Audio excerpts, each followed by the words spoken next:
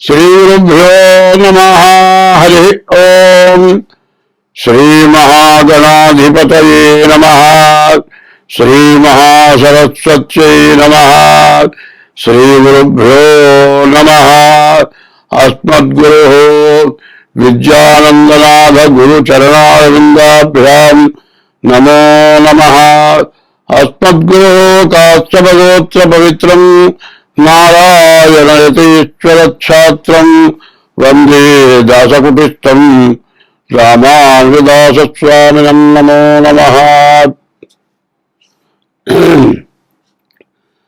వందే శంభుమమాపతిం సురగురుం వందే జగత్కారణం వందే పన్నగభూషణం మృగధరం వందే పశూనాం పతిం వందే సూర్యశశాంకవక్నినయనం వందే ముకుందప్రియం వందే భక్తజనాశ్రయం చ వరదం వందే శివం శంకరం. క్షోణితలంబునం శోకగముఖ్యనుచింతు సైకతశ్రేణికి జంచరీకతయ సుందరవేణికి రక్షితామరశ్రేణికి తోయజాత భవచ్చిత్త వశీకరణైక వాణికన్ వాణికి నక్షదామసుఖ వారిజ పుస్తుకరమ్య పాణికన్. ఈ సంవత్సరం ముఖ్యంగా శనిని గురించి చెప్పుకుందాం. ఈ శని ఏ రాశుల వాళ్ళకి ఎట్లా ఉంది, ఒక్కొక్క రాశిని గురించి చెప్పుకుందాం. తర్వాత ఈ శని 2025 సంవత్సరం మార్చి 30వ తారీఖు మీనరాశికి శని వచ్చాడు. ఈ మీనరాశికి వచ్చిన శని సంవత్సరం అయింది. ఇప్పుడు ముందుగా ధనస్సు రాశి గురించి చెప్పుకుందాం. ఈ ధనస్సుకి 4వ ఉన్నాడు శని. ఈ ధనస్సుకి 4వ శని ఉంటే ఏమిటి? అర్ధాష్టమ శని, ప్రాణకంటకుడు, ప్రాణం తీసినంత పనిచేస్తాడు. మరి ఈ ఇబ్బందులు చాలా ఉంటాయి, రకరకాల ఇబ్బందులు ఉంటాయి. దీని గురించి ఏం చేయాలి అని అంతా ఇంత చిట్ట చివరికి చెప్పుకుందాం. అర్ధాష్టమ శని ప్రాణకంటకుడు, ప్రాణం తీసినంత పని చేస్తాడు. ఈ ప్రాణం తీసినంత పని ఏమిటంటే ఈమెకల్లా ఒక మనిషి మనల్ని అనవసరంగా బండి మీద పోతున్నాం అనుకోండి, ఎదురొచ్చి కరికలు గుద్దుతాడు, ఎవరో చూసిపో అంటాడు. వాడు చూడకుండా వచ్చి మళ్ళీ గుద్ది చూసిపో అంటాడు. అసలు తలకాయ నేలకేసి కుట్టుకుని చచ్చిపోదాం అనిపిస్తుంది. వాడు వచ్చి మళ్ళీ గుద్ది వాడు మళ్ళంటే ఎట్లా ఉంటుంది? చాలా బాధ, చాలా కోపం. అసలు వాడిని మనం ఏం చేయడం? వాడు మనకంటే బలిష్ఠుడు, మూర్ఖుడు, ఏదైనా కొట్టి వెళ్ళిపోతాడు. అందువల్ల వాడిని ఏం చేయలేగా చచ్చిపోదాం. అది చావు కారణం. ఒక్కోడు అట్లా చేసుకుని చచ్చిపోయిన వాళ్ళు కూడా ఉన్నారు. కాబట్టి కొన్ని సమస్యలు, ఇబ్బందులు, బాధలు, అది పనిచేసే చోట నువ్వు ఉద్యోగం ఏదో చేస్తున్నావు, అక్కడ కూడా ఏదో మాట అంటారు. నువ్వు పని చేస్తే కూడా మాట అంటారు. పని చేయని వాళ్ళని ఏమి అంటారు, పని చేసేవాడిని అంటారు. వాళ్ళేమో సుఖంగా కూర్చోబెట్టి మేపుతారు, పని చేసేవాడిని ఇబ్బంది పెడతారు. పోయి జీతం సరిగా ఇస్తారా? ఇవ్వరు, తగ్గించిస్తారు. ఏమిటంటే ఉంటే ఉండి పోతే పోయా అంటాడు. సరే ఇంటికి వద్దామా? ఇంట్లోనేమో చాలవు, ఇంట్లో వాళ్ళు గొడవ. ఎందుకంటే ఇంటికి వస్తేనే తృప్తి లేకపోయా, బయట తృప్తి లేకపోయా, డబ్బులు చాలకపోయా, కనీసం ఇంట్లో తినడానికి లేదు, కనీసం బయట పోయేటువంటి చేయాలని డబ్బులు లేవు. ఈ బాధలు అబ్బో బతకడం కష్టం రా, చచ్చిపోదాం అన్నంత బాధ కలుగుతుంది. ఈ అర్ధాష్టమ శని యొక్క ప్రభావం. అట్లాగే అష్టమ శని కూడా అంతే, ప్రాణకంటకుడు, ప్రాణం తీసినంత పని చేస్తాడు. అర్ధాష్టమం, అష్టమం. మరి ఆయుష్స్థానం అంటారు. అదే శని నీకు బాగుంటే ఆయుష్స్థానం, నీకు జన్మ లగ్నానికి శని బాగున్నాడు అనుకో, ఆయుష్స్థానం ఆయుష్ నిలుపుతాడు. అదే బాగున్న శని ఇబ్బంది పెడతాడు. అయితే శని ఇబ్బంది పెడతాడు, నష్టపెడతాడంటే అందరికీ నష్టపెట్టాడు. కారణం ఏంటంటే సత్యం, ధర్మం. మనం అధర్మం, అసత్యం చేయకుండా ఉంటే మనం ఎప్పుడు శని బాధ పెట్టడు. కాబట్టి మన ప్రవర్తనని బట్టి, నువ్వు చేసిన తప్పుని బట్టి నీకు శని ఇబ్బంది పెడతాడు. నీవు ఎప్పుడూ దైవభక్తి కలిగి ఎవరికైనా అంత అన్నం పెట్టడమో, అవసరం వస్తే మేలు చేయటమో చేస్తూ నీకు అంత కష్టం వచ్చినా సరే ఎవరిని ఇబ్బంది పెట్టకుండా ఉండేవాడు ఎవరైతే ఉంటాడో వారికి శని బాగా లాభింపజేస్తాడు. ఎందుకంటే ఇంత వివరంగా చెబుతున్నా అంటే అర్ధాష్టమ శని, అష్టమ శని. మరి సింహరాశికి అష్టమ శని, ధనస్సు రాశికి అర్ధాష్టమ శని. ఈ శని వల్ల ఇట్లాంటి సమస్యలు, ఇట్లాంటి ఇబ్బందులు బాగా ఉంటాయి. కాబట్టి ఈ రాశి వాళ్ళు ధనస్సు రాశి వాళ్ళు, తర్వాత సింహరాశి వాళ్ళకి అష్టమ శని. ఈ సింహరాశికి అధిపతి రవి సూర్యుడు. శని ఎవరు? సూర్యకుమారుడు శని. సూర్యపుత్రో యమశ్చ సహా అన్నారు. సూర్యుడు కుమారుడు శని అవడం చేత తండ్రి కొడుకులు బద్ధవైరం. కాబట్టి ఈ సింహరాశిలో మరి అధిపతి అయినటువంటి రవికి మరి ప్రతిగతంగా పేచీగా అష్టమ శని చాలా బాధలు పెడతాడు. కాబట్టి దీన్ని ఎట్లా బయటపడాలి అది తర్వాత చెప్పుకుందాం. ఇప్పుడు ధనస్సు రాశి, సింహరాశి చెప్పుకుందాం. ఇప్పుడు కుంభరాశి ఉందండి. కుంభరాశికి 2వ స్థానంలో ఉన్నాడు. ఈ కుంభరాశికి 2వ స్థానంగా బాగా ఇబ్బందికరము. ధనాధిపతి అంటారు. ఈ కుంభరాశికి 2వ స్థానంలో ఉన్నటువంటి శని ధనాధిపతి. ధనాన్ని రక్షించే అటువంటి వాడు. ఎట్లా రక్షిస్తాడు? ఇంతకుముందు కుంభరాశికి ఈనాటి శని జరిగింది. మరి మకర రాశి, ధనస్సు, మకరం, కుంభం. మకరం, కుంభం, మీనం. ఈ 3 రాశి వచ్చేప్పటికల్లా ఏలినాడు శని. మకరము, కుంభము, మీనం ఈ 3 రాశులకు కూడా ఏలినాడు శని. మకరం, కుంభం 5 సంవత్సరాలు అయిపోయింది. మరి ధనస్సు, మకరం, కుంభం 5 సంవత్సరాలు అయిపోయింది. ఈ కుంభంలోకి వచ్చే శని కూడా సంవత్సరం గడిచిపోయింది. ఈ శని వల్ల ఏలినాటి శని అంటారు. అంటే ధనస్సు, మకరం, కుంభం, మీనం ఈ 3 రాశులు కూడా ఏలినాటి శని. అయితే మకర కుంభాలకి శని అధిపతి. కానీ నీవు తప్పు చేస్తే మాత్రం శిక్షిస్తాడు. కన్న తండ్రి ఎట్లా శిక్షిస్తాడు? నా మకర కుంభాలకి శని అధిపతి కాబట్టి నన్ను రక్షిస్తాడు అనుకోకూడదు. నీవు తప్పులు చేసి ఉంటే, నువ్వేదైనా తప్పు చేస్తే ఖచ్చితంగా శిక్షిస్తారు. బాగా ఇబ్బందిగా ఉందండి, డబ్బులు లేవండి, కనుక ఎవరి దగ్గర డబ్బులు కాజేయటము అట్లా చేస్తే మాత్రం అనుభవించాలి. ఒకప్పుడు ఏమవుతుందంటే మనకు బాగా వచ్చిన తర్వాత ఏమనుకుంటారే, ఈ రోజు మహాపాపం చేశావురా, ఆ చేసింది ఇవాళ అనుభవిస్తున్నాం అనుకుంటారు. కాబట్టి అట్లాగే ధనస్సు రాశి వాళ్ళకి కానీ మరి కుంభరాశి వాళ్ళకి కానీ శని అర్ధాష్టమం, అష్టమ శని. ధనస్సు రాశికి అర్ధాష్టమం, మరి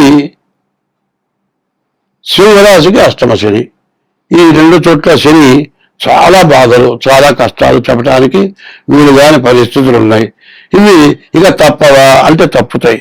తప్పడానికి మార్గం చిట్ట చివరికి వివరంగా చెప్పుకున్నాం.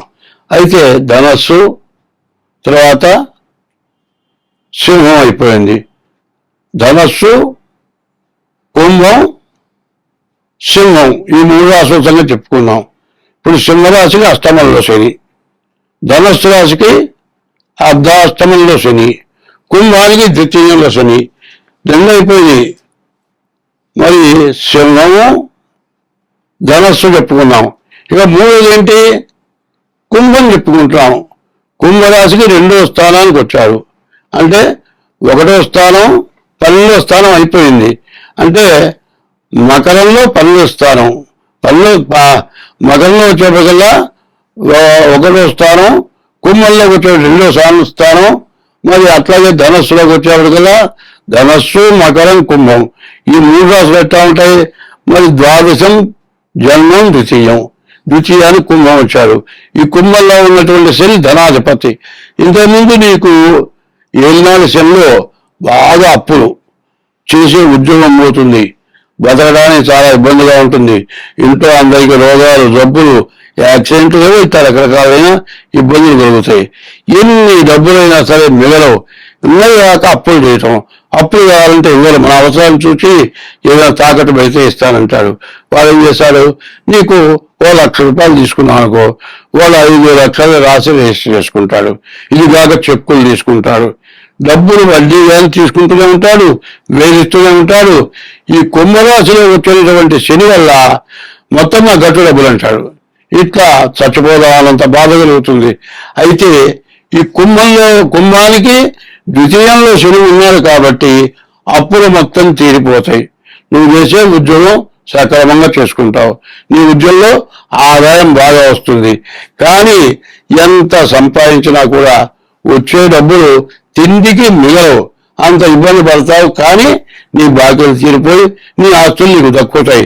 ఇంతకుముందు పరిస్థితి అంటే ఎంత సంపాదించినా చాలక అప్పులు చేసి ఆస్తులు పోతాయా, మొత్తం అమ్మినా పావలా బాకీ కూడా తీరుతుంది, పావలా లెక్క కూడా తీరుతుంది.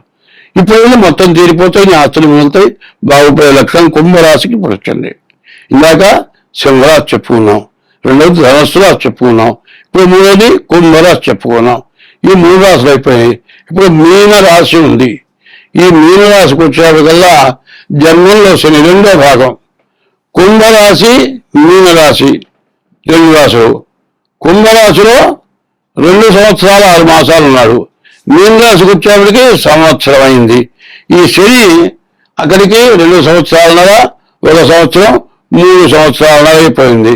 ఇంకా 4 సంవత్సరాలు ఈ మీనరాశికి ఈనాడు శని ఉంది. ఈ శని వల్ల బాగా ఇబ్బందులు కష్టాలు బాగా ఎక్కువగా ఉంటాయి. అసలు ఏమి చేసినా ఇప్పుడు ఒక రకమైన డబ్బు చేసింది. ఏమి లేదంటే జలుబు, ఈ జలుబు పేరుతో ఎన్ని మందులు వాడినా తగ్గదు, ఎంతమంది డాక్టర్లు తిరిగినా తప్పదు.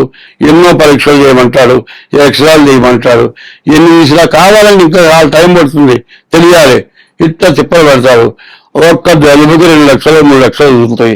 తీరా వచ్చి దానంతా తగ్గిపోతుంది. మనం అనుకుంటాం ఈ డాక్టర్ మోసం చేశాడు, డబ్బులు బాగా చేశారు అనుకుంటాం. కానీ ఎన్ని పరీక్షలు చేసినా కూడా అసలేంటో తెలియదా, అందువల్ల ఇబ్బంది పడటం జరిగింది. కానీ డబ్బులు మాత్రం ఖర్చు అవుతుంది, వ్యాధి ఇబ్బంది పెడుతుంది. ఇట్లా మరి మీన రాశికి శని ఇబ్బంది పెట్టారు. ఈ మీన రాశిలో లగ్నం జన్మం అంటారు. మీనరాశిలో ఉన్న శని జన్మం 1వ స్థానం అంటారు. 1వ స్థానంలో పసిపిల్లలు ఎన్ని రకాల బాధలు, అన్ని రకాల బాధలు. పాలు తాగితే కక్కటం కాదు, తల్లినా ఏమైనా వాతం చేసేది తింటే వేగం రావటం, విరోచనం కాబట్టి సమస్యలు. పసిపిల్లని పెట్టిన బాధలన్నీ కూడా 1వ ఉన్న శని ఇబ్బంది పెడతారు. ఈ ధనస్సు ఈ మీన రాశిలో శనిట్ట ఉంటాడు. చివరికి వచ్చేప్పటికల్లా అక్కడికి అయిపోయింది. ఏది సింహం, ధనస్సు, కుంభం 3 అయిపోయి మీన రాశికి వస్తున్నాం. ఈ మీన రాశి శని చాలా, అసలు శని అంటేనే చాలా ఇబ్బందిగా చెప్పుకుంటారు. ఈ మీన రాశి కూడా, మీన రాశి ఇంకా సంవత్సరంన్నర ఉంది. మరి మేషరాశిలో ఇంకా 2 సంవత్సరాలన్నర ఉంది. మరి సంవత్సరంన్నర, మరి 2 సంవత్సరాలన్నర, 4 సంవత్సరాలు మీ బాధలు ఎవరు తీర్చేవాళ్ళు లేరు, బాగా ఇబ్బందులు ఉంటాయి. సరే, మేషం అయిపోయిందండి, మీనం అయిపోయింది, మేషానికి వచ్చాం. మేషానికి వచ్చేప్పటికి ద్వాదశంలో 12వ శని. ఈ 12వ ఉన్న శని వల్ల ఏంటి నీకు ఇబ్బంది? ద్వాదశంలో ఉన్నటువంటి శని ఏలినాడు శని ప్రారంభం. మరి 25 మార్చి 30వ తారీఖు రోజున శని 12ంటికి వచ్చాడు. ఇప్పుడు మార్చి అయిపోయింది, మార్చి 31 అయిపోయింది, సంవత్సరం అయిపోయింది. ఇక్కడి నుంచి ఇంకా సంవత్సరంన్నర మరి ఈ మీనరాశిలో ఉంటాడు. ఇది సంవత్సరంన్నర, మేషరాశి 2 సంవత్సరాలన్నర, సంవత్సరంన్నర 2.5, 4 సంవత్సరాలు. వృషభ రాశిలో 2 సంవత్సరాలు, ఇంకా 6 సంవత్సరాలన్నర శని బాగా ఇబ్బంది పెడతాడు. కాబట్టి నేను చెప్పబోయేది ప్రత్యేకించి ఒక్కటే, ఏమిటంటే సింహరాశి, 2 ధనస్సు రాశి, తర్వాత కుంభరాశి, చివరికి మీనరాశి, మేషరాశి. ఈ 5 రాశుల వాళ్ళకి కూడా శని వల్ల చాలా నష్ట కష్టాలు ఎక్కువగా ఉంటాయి. అయితే ఇది ఒక్కటే నమ్మకం కాదు. ఏమిటంటే మీ డేట్ ఆఫ్ బర్త్ ద్వారా జాతకం చూపించుకోవాలి. మీ డేట్ ఆఫ్ బర్త్ ద్వారా జాతకం చూపిస్తే మిగతా గ్రహాలు ఏమన్నా బలంగా ఉన్నాయనుకోండి, ఈ గ్రహాలు ఏం చేయవు. కానీ ఏదైనా సరే ఈ సంవత్సరం అంతా కూడా గ్రహాలు బాగా ఇబ్బందికరంగా ఉన్నాయి. కాబట్టి ఈ రాశుల వాళ్ళు ఎప్పుడు చెబుతుందంటే సింహరాశి, ధనస్సు రాశి, కుంభరాశి, మీనరాశి, మేషరాశి, ఈ 5 రాశుల వాళ్ళు కూడా ప్రత్యేకించి మీ డేట్ ఆఫ్ బర్త్ ద్వారా, డేట్ ఆఫ్ బర్త్ ఏదండి అన్నాం అనుకో, మీ హస్త సాముద్రిక ద్వారానైనా సరే మీ జాతకం చూపించుకొని మరి ఈ జాతక రీత్యా మీకు ఏ దోషాలు తెలుసుకొని దాన్ని శాంతి చేసుకోండి. ఎందుకు ఇంత వివరంగా చెప్పాల్సి వస్తుంది? ఇవాళ యుద్ధం జరుగుతుంది. యుద్ధం జరిగితే డీజిల్ కానీ, ఆయిల్ కానీ, పెట్రోల్ కానీ అన్నీ కొంచెం ఖరీదులు పెరుగుతాయి. మరి ఊరి నుంచి ఊరికి మన సామాన్ రావాలి, వాటి ఖర్చు పెరుగుతుంది కదా, గ్యాస్ దగ్గర నుంచి ఇబ్బంది అవుతుంది కదా. వీటి వల్ల ప్రతి వస్తువు మీద కూడా విపరీతమైన రేట్లు పడతాయి. అందువల్ల కొన్ని వస్తువులు దొరకకపోవచ్చు. యుద్ధాలు జరిగే దేశాల్లో ఏమీ తప్పనప్పుడు మన భారతదేశం నుంచి కొంత సప్లై చేస్తారు. అందువల్ల ప్రతి వస్తువు కూడా రేటు పెరగచ్చు, ఇబ్బందులు పడవచ్చు. ఇటువంటి ఇబ్బందులు రాకుండా ఉండాలంటే ఈ సంవత్సరం వల్ల మన గ్రహస్థితి ఎట్లా ఉంది తెలుసుకొని, ఈ గ్రహస్థితి ద్వారా మీ జాతకం చూపించుకొని, మీకు డేట్ ఆఫ్ బర్త్ ద్వారా కానీ, హస్త సాముద్రిక ద్వారా కానీ మీ జాతకం నేను చూడటం జరుగుతుంది. అట్లా చూడాలి అనేటట్లయితే మా ఫోన్ నెంబర్ ఉంది 6300061241. ఈ నెంబరు. ఇది కాబట్టి ఇంకొక నెంబర్ ఉంది, అదేమిటంటే 7801071946. ఈ 2 నెంబర్లో ఏ నెంబర్కైనా సరే ఫోన్ చేసి మీ దానికి తగినటువంటి ఫీజు చెల్లించి మీ జాతకం చెప్పించుకోండి. మీకు మా ధ్యేయం ఏంటంటే, నా వయస్సు ఇవాళ 80 సంవత్సరాల వయస్సు.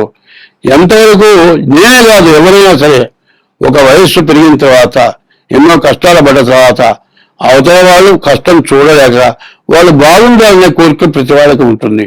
అట్లాగే నా ఉద్దేశం కూడా ఏంటంటే, ఇబ్బంది పడే వాళ్ళకి మంచి జరిగేటట్లుగా చెప్పటమే నా ధ్యేయం. కాబట్టి మీరు తప్పనిసరిగా అవసరం అనుకుంటే ఈ నెంబర్లకు ఫోన్ చేయండి. ఒకసారి చేయండి ఫోన్. పలకలేదనుకోండి ఊరుకోండి, మీ మిస్ కాల్ని చూసుకొని తిరిగి ఫోన్ చేస్తా. అట్లా కాకుండా ఇప్పుడేమైంది, యూట్యూబ్లో మరి షూటింగ్ ఇస్తున్నాను. ఇప్పుడు ఫోన్ చేయటం మొదలు పెట్టామనుకో, రమ్మరమ్మడి ఆపకుండా ఫోన్ చేస్తే నేను చేసే పనికి ఇబ్బంది అవుతుంది. కాబట్టి ఒకసారి 2 సార్లు చేయండి. ఫోన్ ఎత్తలేదనుకోండి, మీరు ఎవరైతే ఫోన్ చేశారో ఆ నెంబర్ని చూసుకొని మీరు ఫోన్ చేస్తాను, మీ జాతకం చెప్పించుకోండి. మీకు ఏదన్నా దోషాలు ఉంటే ఆ దోషాలకి తగినట్టుగా దానికి ఉపశమనమైన పూజలు ఏమైనా కూడా మేము చేయిస్తాము. మీరందరూ సుఖంగా ఉండాలి, సంతోషంగా ఉండాలి అనే ధ్యేయమే మా ధ్యేయం. సింహరాశి వాళ్ళు కానీ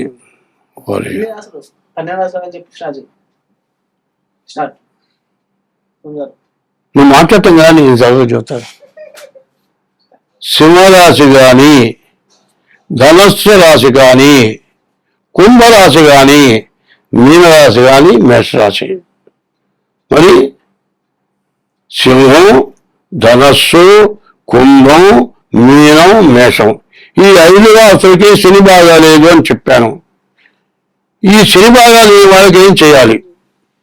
శనికి 19,000 జపం చేయించుకొని నల్ల నువ్వులు దానం ఇవ్వాలి.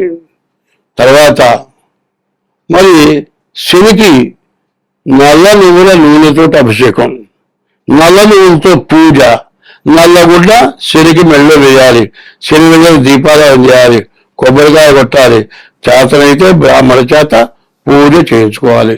ఇట్లా ఎవరైతే చేస్తారో వాళ్ళకి ఎటువంటి ఇబ్బంది లేకుండా అందరూ సుఖంగా సంతోషంగా ఉంటారు. ధర్మో రక్షతే రక్షిత అన్నారు. ధర్మాన్ని నువ్వు రక్షిస్తే నిన్ను ఆ ధర్మం రక్షిస్తుంది. కాబట్టి నువ్వేం చేయాలి? ధర్మమైన మార్గంలో నువ్వు ప్రవర్తించాలి. ఎప్పుడు కూడా అధర్మం, అన్యాయంగా ఎవరి దగ్గర డబ్బులు తీసుకోవటం, దానివల్ల వాళ్ళు ఇప్పుడే నష్టపడవచ్చు, కానీ తర్వాత ఆ పాపం అనేది మనకు కొడుతుంది.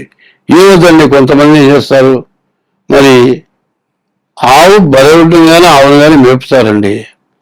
పాలు మొత్తం మిల్లుకుంటారు, దూడకాన్ని పాలు కూడా ఉండవు. ఆ దూడ కడుపు నిండా పాలు ఉండవు. ఆ దూడ పాలు తాగితే కానీ బతకలేదు. ఎండాకాలంలో దూడకు పాలు లేకపోతే ఏమవుతుంది? అది చిక్కిపోతుంది. చిక్కిపోయినా సరే, అది చచ్చిపోయినా సరే ఈ పాలు అమ్ముకునే వాడికి దాని మీద ప్రేమ చూపడు. చివరిగా ఏమవుతుంది, అది చచ్చిపోతుంది. చచ్చిపోతే అక్కడి నుంచి పాలు ఇవ్వటం తగ్గుతుంది.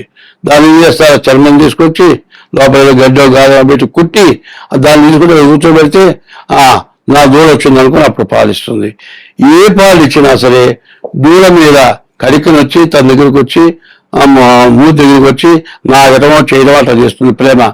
ఆ దూడ ప్రేమ ఎప్పుడైతే లేకుండా పోతుందో అది దిగుబడి సరిగా ఆహారం తిందు, పాలు ఇవ్వదు, అది చిక్కిపోతుంది.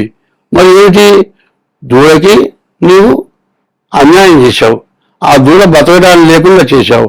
ఇది నీ బలగొడ్డిని ఇంత పెట్టుకున్నాను, అంత పెట్టి మేపాను, ఇంత మేపినా కూడా పాలు తాగటలేదు, ఈ పెట్టుబడి పోయింది, మరి సంవత్సరంలో పాలిస్తుంది, ఇక తర్వాత దీని ఊరికి నాకు కూర్చోబెట్టి మేపాలి, నాకేం లాభం, ఇన్ని డబ్బులు పెట్టాను అనుకుంటాడు. అది కాదు. ఎప్పుడైనా సరే మన నుంచి ఏ జీవరాశికి అపకారం జరగకూడదు. మనకు ఏమిటంటే దేహో దేవాలయ ప్రోక్తో జీవో దేహసనాతన త్యజేదజ్ఞాన నిర్మాల్యం సోహం భావేన పూజయేత్. ప్రతి జీవిలో ప్రాణం ఉంది. మరి కుక్కలో ప్రాణం, మనలో ప్రాణం, పిల్లిలో ప్రాణం, మనలో ప్రాణం కాదు. మరి పిల్లిని చంపిన పాపం గుళ్ళు కట్టించిన పోదుట.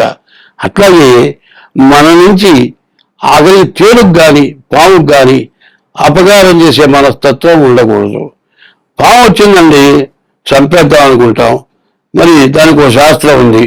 మరి దాని పద్ధతి ఏంటంటే బ్రాహ్మణానాం అనేకత్వం, సర్పానాం అతి నిద్రయోహో, గజానాం మందబుద్ధిశ్చ తినే లోకోపకారక. బ్రాహ్మణుడికి ఏకత్వం ఉండదు. ఒక బ్రాహ్మణుడు చెప్పింది ఇంకో బ్రాహ్మణుడు చెప్పడు, ఆ బ్రాహ్మణుడు చెప్పింది ఈ బ్రాహ్మణుడు ఒప్పుకోడు. అంటే వాడి పాండిత్యం కొంత ఎక్కువ, మీ పాండిత్యం రకం. అందువల్ల ఇద్దరు తప్పు చెప్పారు అనుకోవడం మీది తప్పు. ఎందుకంటే సకల శాస్త్రాల్లో కొన్ని శాస్త్రాల ద్వారా చెప్తారు. అట్లా చెప్పడం వల్ల ఏమవుతుందంటే మరి ఏమిటి, బ్రాహ్మణికి ఏకత్వం ఉండదు. మరి ఏమిటి మందబుద్ధి, అడ్డపాప, చీమ ఏమి కంటే పెద్దది కనబడుతుంది, దాని భయం ఎక్కువ. సర్పానామతి నిద్రయో, మరి సర్పాలు 23 గంటలు నిద్రపోతాయి, 1 గంట మెలుగుతూ ఉంటాయి. వీళ్ళకి ఈ బుద్ధి ఎందుకు పెట్టాడు, ఏమి కనుక మనం చిన్న మనుషులుగా కనపడితే చెట్లతో సహా మనుషులతో సహా బతకనీరు, కాబట్టి దాన్ని అట్లా పెట్టాడు. బ్రాహ్మణికి శక్తి విద్య ఎక్కువ, కాబట్టి బ్రాహ్మణుడు తెలియగల వాళ్ళ నుండి విద్య ఉండి తర్వాత స్వార్థం కలిగిన వాళ్ళల్లో ఉండేట్లయితే దేశం బతకరు. అట్లాగే ఏనుగుకి దోమలుగా పెద్దగా కనబడుతుంది, భయపడుతుంది, కాబట్టి ఏనుగా ఏం చేయదు. అట్లాగే సర్పం 23 గంటలు నిద్రపోతుంది, 1 గంటే మెరుగుతూ ఉంటుంది. ఆ గంట లోపల పరిగెత్తుకుంటూ వెళ్ళి ఆహారం తిని వచ్చి దాన్ని ఎక్కడైతే పడుకుంటుందో అక్కడ చేరాలి. ఆ లోపల చేరే లోపల లేట్ అయితే ఏమవుతుంది, మరి ప్రాణం పోతుంది. అందుకోసం పరిగెత్తుంటే మనం అర్థం కాదు. అదే పాము వచ్చింది అంటావు, పాము వచ్చింది నువ్వు ఎప్పుడైతే ఎదురావో నన్ను చంపుతారేమో భయపడుతుంది, అది కాపేస్తుంది. మనం జాగ్రత్తగా ఉండాలి. దాన్ని చూచి కూడా చూడనట్టు పోతే దాన్ని అది పోతుంది. నువ్వు ఎప్పుడు నీళ్ళు చూపావు అనుకో, అదే నేను చంపెట్టినట్టు అనుకుంటుంది, అది కాటేసి తప్పించుకోవడానికి చూస్తుంది. అది ఊరికి ఏమాత్రం పాము కరవదు. కానీ నువ్వు ఎప్పుడైతే అడ్డం దిగారో పాము కేకలు పెట్టావు అనుకో, పాముకి చెవులు లేవు, కానీ నువ్వు చేసే యాక్షన్ మాత్రం గుర్తుపెడుతుంది. నువ్వు అనగానే 2 వచ్చారు, నీతో ఇంకా 4 వచ్చారు, 4 పక్కగా ఇక తప్పదుగా నాకు చావని అందరినీ కలిసేలా పారిపోవటానికి సిద్ధమవుతుంది. పాము కరవాలనే ఉద్దేశం దానికి లేదు. కారణం ఏంటి, నువ్వు అడ్డం రావటమే దానికి కారణం. ఎప్పుడు కూడా మనిషికి కానీ ఏనుగుకి కానీ పాముకి కానీ ఇటువంటి స్వభావం దేవుడు ఎందుకు పుట్టించాడు అంటే అవతల వాళ్ళకి అపకారం లేకుండా ఉండటానికి.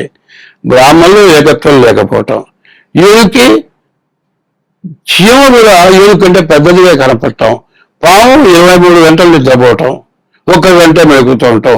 ఈ రకమైనటువంటి స్థితి ఇచ్చి ఈ జీవరాశుల్ని పుట్టించాడు. ఎందుకంటే ఎవరికి అపకారం జరగకుండా ఉండటానికి. కానీ ఎవరైనా మనుషులు మార్చుకొని నాకు మంత్రాలు వచ్చు, నేనేదో చేస్తా వినియోగ చేస్తా అని అహంకార పట్టం కాదు. నా దగ్గర బలం ఉంది నేను కొడతాను, అది కాదు. ఇంకా నాకు బలం చాలు, నా వాళ్ళు చాలా మంది ఉన్నారు, వీళ్ళు పొడిచిపారేస్తా అనేవాళ్ళు కొంతమంది ఉన్నారు. కానీ పొడిచిపాటం కానీ, కొడటం కానీ, తలకాయ బాధపడటం కానీ, మరి మంత్రాల ద్వారా ఏదైనా శాపాలు పెట్టడం కానీ కష్టం కాదు. కానీ వాళ్ళని ఇబ్బంది పెడితే నీవు, నీ కుటుంబం, నీ పిల్లలు అనుభవించాల్సి వస్తుంది. కాబట్టి గ్రహస్థితులన్నీ ఇట్లా రావడానికి కారణం ఏంటంటే మేము జీవరాశుల యొక్క ప్రవర్తన వల్లే వస్తుంది. మానవుడికి 2 కాళ్ళు ఇచ్చి 2 చేతులు ఇచ్చి జ్ఞానాన్ని ఇచ్చాడు. జ్ఞానం ఉండి అజ్ఞానమైన పనులు చేస్తే అదే 4 కాళ్ళు వెంటుకుంది, వచ్చి ఆరుస్తుంది, దగ్గరకు వస్తుంది, లాగుతుంది. కుక్క కానీ, మరి బరగోడు కానీ, ఆవు కానీ ఇవన్నీ కూడా వస్తాయి. దగ్గరికి వస్తే ఆకలి ఎందుకు ఇచ్చిందని నువ్వు పెడితే తింటాయి. 2 సార్లు పెట్టావనుకో 3 సార్లు నీ దగ్గర కూర్చుంటాయి. మరి దానికి నోరు ఇవ్వలేదు, జ్ఞానం ఇవ్వలేదు. జ్ఞానం లేనటువంటి వాటిని జీవకారుణ్యం, జీవుల్ని ప్రేమించడం మన ధర్మం. అట్లాగే ప్రతి జీవరాశిని మానవుడు ప్రేమించాలి.